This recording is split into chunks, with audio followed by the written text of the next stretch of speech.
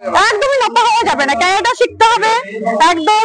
আর spray রাখতে হবে অবশ্যই হাতে, প্রত্যেকটা মানে ছোট বাচ্চাদেরও বিশেষ করে মারা যেন শিখিয়ে দেয় ওদেরকে যে নিজেরা নিজেদের রক্ষা নিজেরাই করো। আমরা নারী হয়ে জন্ম নিয়ে মানে এখন এই 2025-এ দাঁড়িয়ে এসেও আমরা যে নারীদের প্রতি যে নির্যাতন দেখছি খুবই খারাপ লাগে।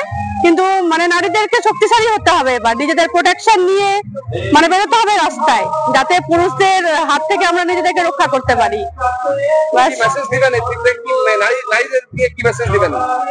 নারীদের নিয়ে প্রতিটা মহিলাদেরকে স্বনির্ভর হতে হবে, মেন বক্তব্য হচ্ছে স্বনির্ভর হতে হবে।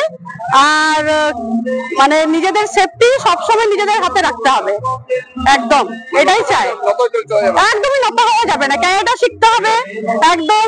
আর স্প্রে রাখতে হবে অবশ্যই হাতে, প্রত্যেকটা মানে ছোট বাচ্চাদেরও বিশেষ করে মারা যেন শিখিয়ে দেয় ওদেরকে যে নিজেরা নিজেদের রক্ষা নিজেরাই করো। মৌসুমী দে।